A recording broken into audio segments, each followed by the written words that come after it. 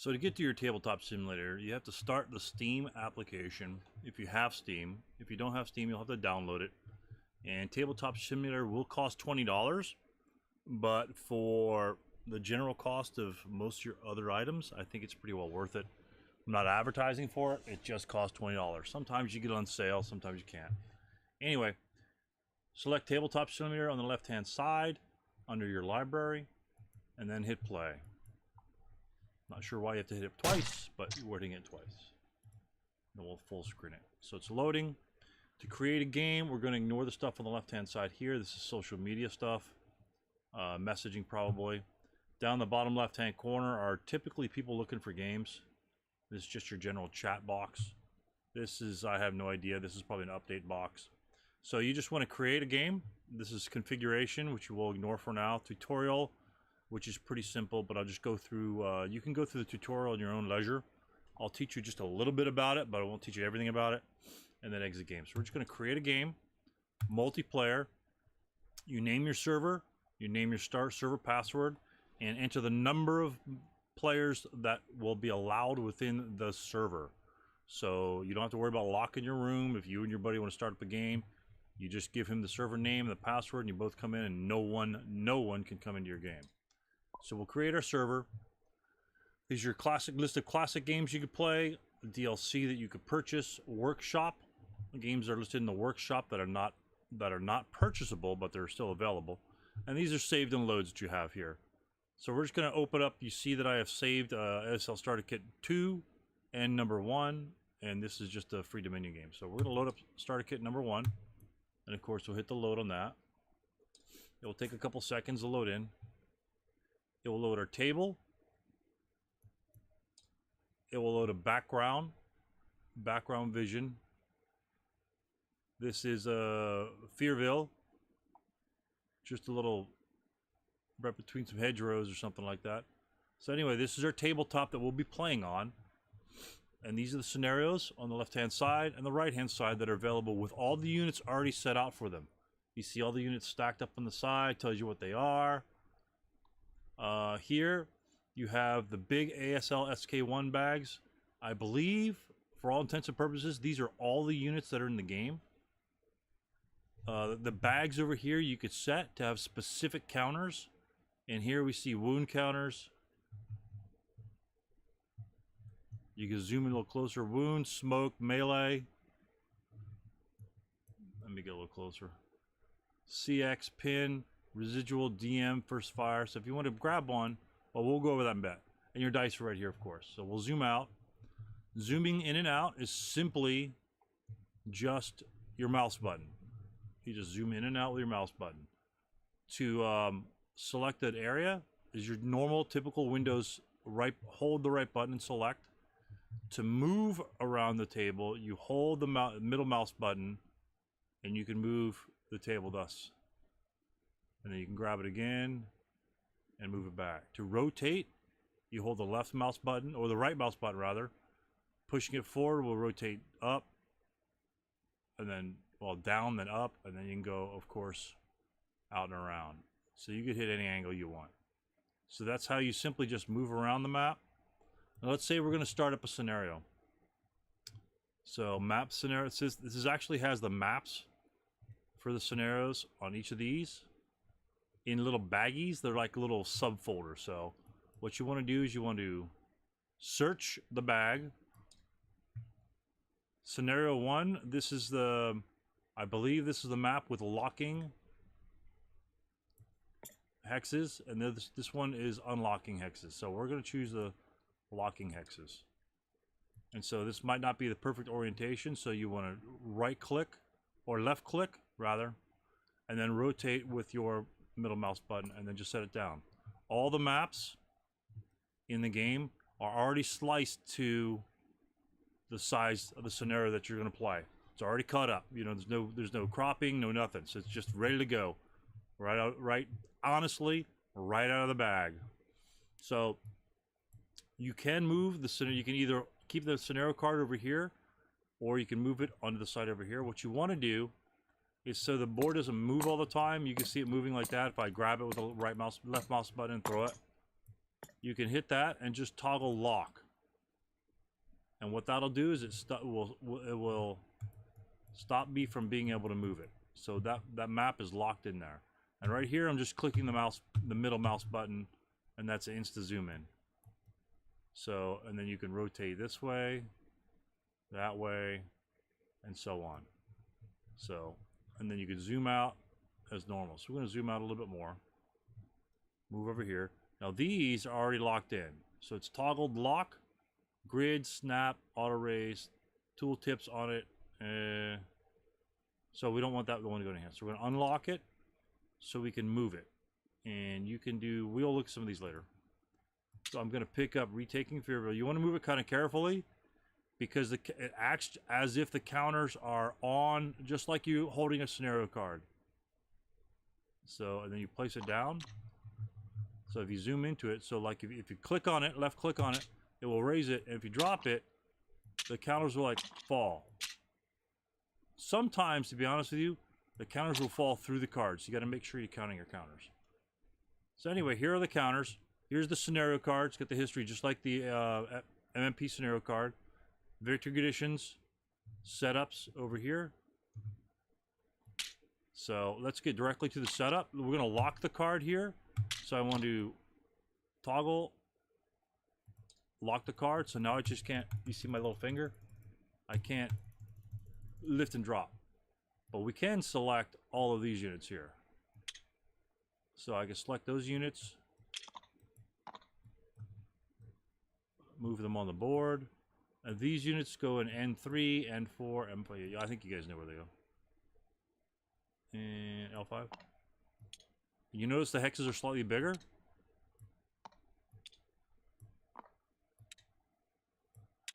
So you could stack them side by side, or you can stack them on top of one another. And they'll fit within the hex. Pretty nifty. So you've got historical ASL size scenarios. These will enter turn 1 on the north edge. We got our Germans entering on the east edge.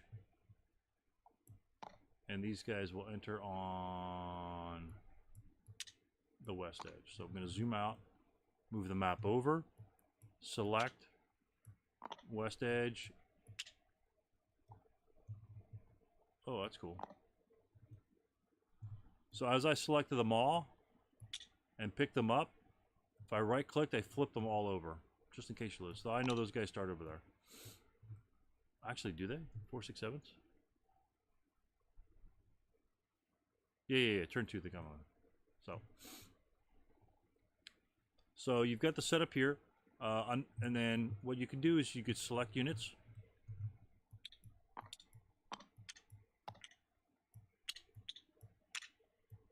And then when they come on, just lift the 1, 2, 3, 4, 5, and then go 1, 2, 3, 4, or you can just hold it over 1, 2, 3, 4. You can stack it. Okay. If you want to pick up multiple units, let's say I want to pick up, let's say this entire stack was together. So as you see, when I just click it once, it's going to pick the top guy. Instead of scrolling over all of it, which you may catch some other ones, you can just click on the stack and then right click will pick up the next unit. So left click on the stack, right click, right click, right click. And you can kind of, you can see how it's highlighted.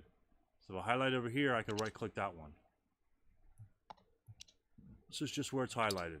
So I can go over here, so you can pick up units along the way. Alright? So that's pretty straightforward.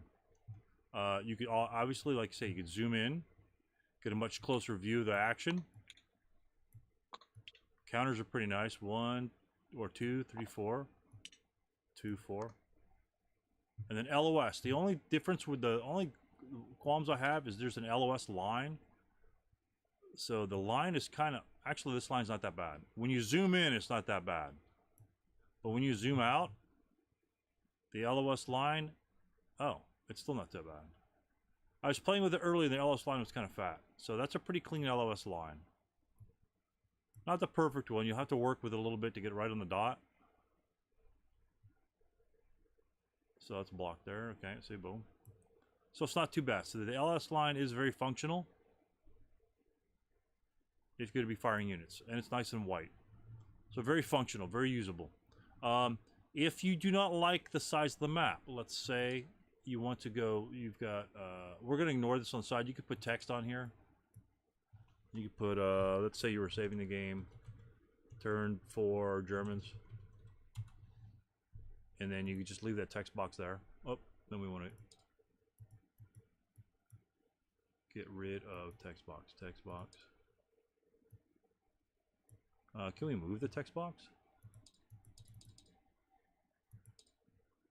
Change the color of the text. And then you could just trash it. So in case you need a note somewhere, you're going to save it some other time or put a note on the side, then you can do that as well. I haven't done any decals. These are just very small detailed organizations. But let's say you were you wanted the map a little bit bigger. What you can do is you can select the map and you can go to I think it's scale. So what you can do is you can scale up the map. It'll click. Notice how the map will get slightly bigger with each and every click. So the map is obviously quite larger now. And it's actually pushed to the side over here, pushing these counter. So if you want deluxe size maps, you can actually boost it even further. And of course that sound you hear is just the map encroaching on our scenario card. So, but as you see, the map is quite large on the board. And the units accordingly. Now you could do the same thing to the counters. If you want to make the counters bigger as well, you can scale them up. 1, 2, 3, 4, 5, and make the counters much bigger. So what you can do is when ASL SK 3 comes out, you can actually scale down the vehicle counters so they actually can fit easier within the hexes. So that's obviously not out. But as you can see, this one's quite larger than that one. And you can just scale down. Now, if you go here, rewind time, it says go back 10 seconds in time, sort of like a backup. So if you wanted to back that up, it takes time to do it. So it's taking me back even further. So, but that's an option you have. Let me scale this back down.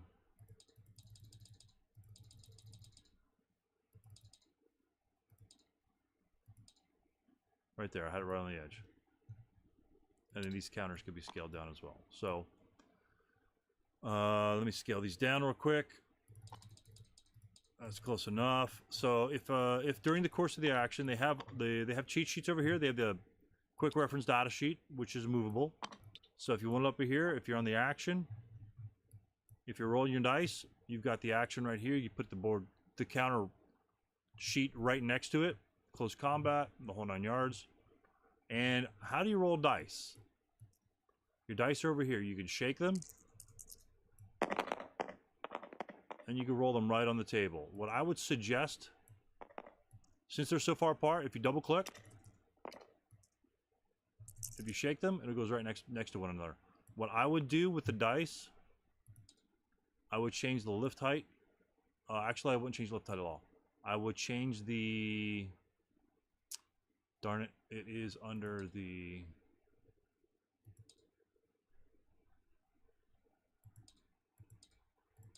There's an option that you can change the bouncing of the objects. And I'm not sure where it is. But anyway, you can... I don't want to do that. You can choose to bounce, so you throw it here, it goes on the sides. Because it seems like if you... Darn it. If you just choose the dice and you just go... It kind of rolls kind of wonky. So if you have right there, it's on 6. It just rolls kind of wonky. So, but there is an option, like if you want to roll on that side there, it creates this. Ooh, nice roll. It creates a nice wall. You can roll off the side. Let me find out where that is. It is under. No.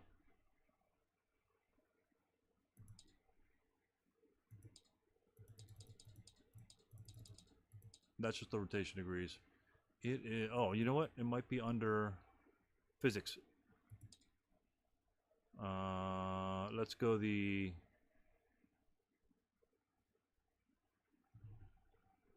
angular drag, bounciness. Bounciness is what we want. We want like a 20 bounciness. Okay, that's what we want. Under material, under physics and material. Save and exit. So we have this. So everything kind of bounces a little harder. So, but you want the dice to bounce a little bit more. So that's a 4. So it doesn't seem like a little wonky, cheap die roll. It rolls a lot more. And it does have hard surfaces here for the map board. As you roll. And so you could actually make it land on counters and hit counters out of the way. So don't roll on your board like normal. But rolling off the edge will bring that die roll back on top. So even dice that go off the edge are still good. So we rolled a 5. So technically you can just keep that roll. But pretty much that's it. There's a couple of little cheat sheets here. ASL SK summary. Rotate. Zoom in. It has the turn summary. Hold with your left mouse, click mouse button. F for flip. Actually, it's only got 1 page. Interesting. All right. The SK2 has 2 pages on that. It has the tutorial by Jay Richardson in case you want to look at that in this interface. I probably wouldn't. I would probably just do that normally on my computer. But just the counters on the sides. So let's say you want to go, you could add some pins. So you got your normal counters on the side. So you want to DM somebody, pick it up just like you wouldn't do normally. Pin, he got pinned. He prep fired, he prep fired. He defensive fired, first fired. You hold it, press F, final fired. Prep fire, advance fired. Wound, let's see if the wound. Wound's just a wound, both sides. Smoke. I'm flipping them all over. These are all, most of them have both back and front sides. And this is a nice little one. No CX this turn. So if you have a CX on a unit, let's say you CX this unit here, or this unit over here, right? So if it's his turn to move, you just flip that. Until you move him, that means you can't CX him. So obviously, normally people just get rid of that and they just go, okay, 1, 2, 3, 4, or 1, 2, 3, 4, and they're done with it. They really don't need this counter, but it's kind of a neat little counter. Again, F flips that left and right. And the counters just stay on the board, just like it would be normally. You have all the counters that you need. The residual counters you could increase in size. Where's our residual? Residual counters we can change. So we have use keys 1 through 6 to change the amount of residual. So 1, that's a 2. I'm pressing a 3, 4, 5, and 6. So it just goes, you just toggle through the numerical keys on your keyboard for the residual that you want. Like you go directly from 1, well, you directly go from 1 residual to 12 residual, because that's the 6th one. Pretty simple. And you just drop that on the board, and guess what? If you wanted to, you could scale that down in case you wanted it. Just a little reminder. So you could add lots of things. You don't want the final fire counter that big because it's pretty obnoxious. Just scale it down. Pull on the side guy. Remind yourself which guy fired. So you could scale these at any size at all. DM, you want that super big in case there's a stack of units. Right? You got a stack of units, you don't know where the hell the DM is. So we can change the size of the DM.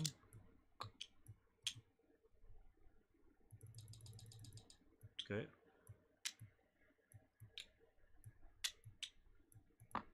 One counter.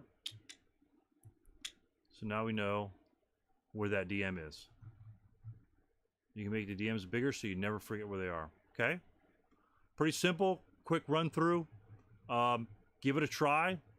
If you're interested, get some buddies together. I'm willing to try this with somebody online, and hopefully I'll get a game going here and we'll record it just so you guys can see the interface. It looks beautiful. If you get tired of looking at your ugly opponent, which their icon will be on the side there, then you can just get to look at the background. But anyway, that's it. Again, you can zoom as far as you want to there. Zoom out, zoom out, zoom out, and be done with it. And when you're done with the game, if you lose the game miserably because the guy rolled snake eyes to get you guys in the open, then you just flip the table. And all the counters go everywhere. But again, you don't want to do that during the game because you want to obviously hit the rewind. But yeah, you could just flip the table. Pretty funny, pretty but you don't want to do that all too often. And everything falls to the ground. All the counters, all the bits. But anyhow, give it a try or not. I just want to let you guys take a look at it for the SK players in case you don't want to get into the Vassal and download all the Vassal stuff and put it into different files and the whole 9 yards. If you have Steam, easily downloadable, just look up ASL SK and it will guide you to the spot where you can download the map or download the mods. You simply put the mods in the Steam folder and you're ready to go. So that's it, and good luck in your endeavor, and let me know if you're having fun with it or it's complete garbage. All right, thank you.